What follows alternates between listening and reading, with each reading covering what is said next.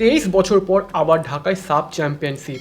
শেষবার 2003 সালে এই শহরেই ইতিহাস তৈরি করেছিল বাংলাদেশ। সেটাই এখনও পর্যন্ত দেশের একমাত্র সাব শিরোপা। এরপর ভারত একাধিকবার চ্যাম্পিয়ন হয়েছে, মালদ্বীপ ট্রফি জিতেছে, নেপাল ফাইনালেও উঠেছে, কিন্তু বাংলাদেশ প্রতি আসরে নতুন স্বপ্ন নিয়ে শুরু করেও শেষ পর্যন্ত ফিরতে হয়েছে খালি হাতে। এবার অবশ্য পরিস্থিতিটা কিছুটা আলাদা। 2026 সালের সাব আবার বাংলাদেশের মাটিতে, তার উপর দলেও এসেছে বেশ কিছু পরিবর্তন। লেস্টার সিটির হামজা চৌধুরীকে পুরো টুর্নামেন্টে পাওয়ার জন্য সূচি বদলের আলোচনা চলছে।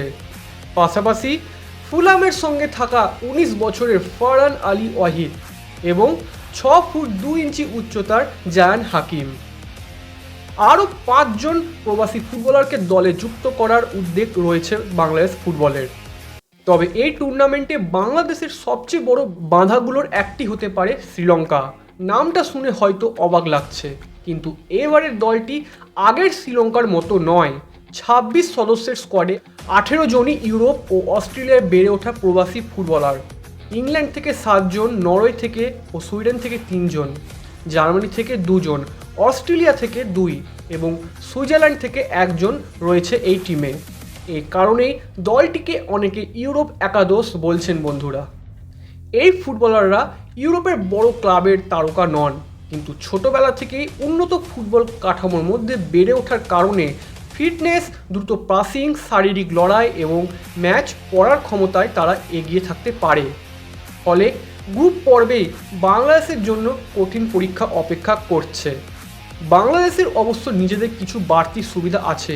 প্রথমে ঘরের মাঠ, পরিচিত পরিবেশ, নিজেদের আবহাওয়া এবং গ্যালারি ভর্তি সমর্থন, সব মিলিয়ে মানসিকভাবে এগিয়ে থাকার সুযোগ রয়েছে বাংলাদেশের কাছে। আর একটা বিষয় আরও গুরুত্বপূর্ণ, 2003 সালে যে ঢাকায় বাংলাদেশ প্রথম সাব জিতেছিল, 23 বছর পর সেই শহরে আবার ট্রফি জয়ের লড়াই। দলের শক্তির কথাও আলাদা করে বলতে হবে। হামজা চৌধুরীর মতো ইউরোপীয় ফুটবলে অভিজ্ঞ মিডফিল্ডার থাকায় মাঝ মাঠে বল দখল, প্রেসিং সামলানো এবং খেলার গতি নিয়ন্ত্রণে বাংলাদেশ নতুন মাত্রা পেতে পারে।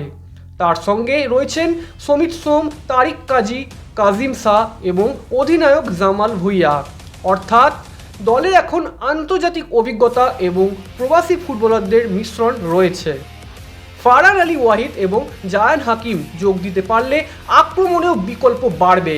ফারহানের গতি ও ড্রিবলিং প্রতিপক্ষের ডিফেন্সকে সমস্যায় ফেলতে পারে, আর জায়ানের 6 ফুট 2 ইঞ্চি উচ্চতা কর্নার, ফ্রি কিক বা বক্সের ভেতরে লড়াই কাজে লাগানো সম্ভব বন্ধুরা। তবে দুজনই নতুন পরিবেশে কত দ্রুত মানিয়ে নিতে পারেন সেটাই দেখার বিষয়।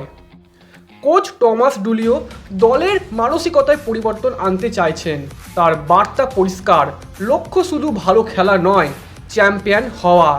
দীর্ঘদিন ধরে বাংলাদেশকে দক্ষিণ এশিয়ার বড় দলগুলোর বিরুদ্ধে কিছুটা রক্ষণাত্মক বা আন্ডারডগ মানসিকতা দেখা গেছে। ডুলি সেই ধারণা বদলে খেলোয়াড়ের আত্মবিশ্বাস বাড়াতে চাইছেন।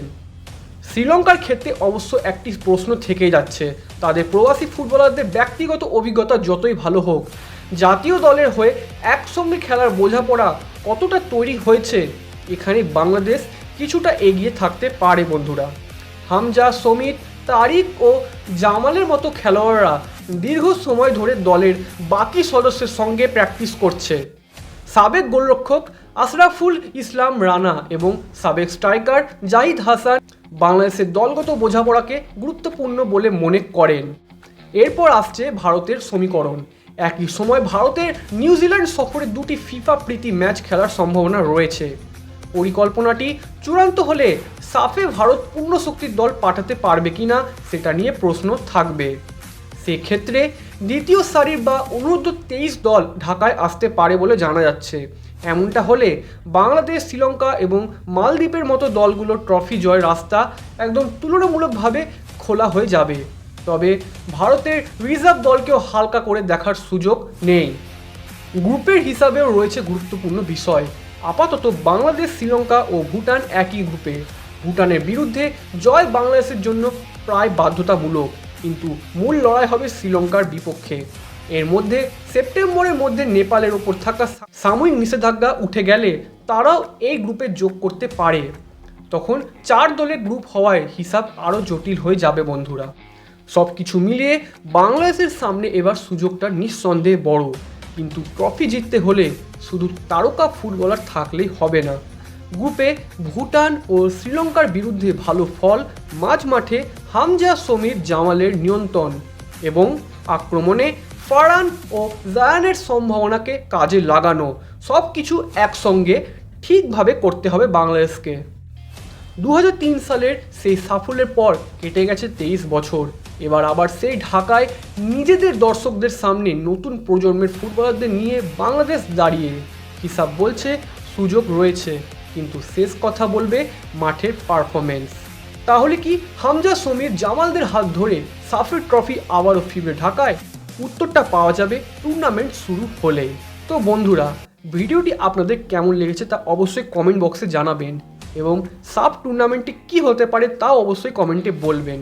এবং ভিডিওটি ভালো লাগলে লাইক, শেয়ার এবং চ্যানেলটিকে সাবস্ক্রাইব করতে ভুলবেন না বন্ধুরা। দেখা হচ্ছে একটা নতুন আবার ভিডিও নিয়ে। ততক্ষণ পর্যন্ত ভালো থাকবেন, ধন্যবাদ।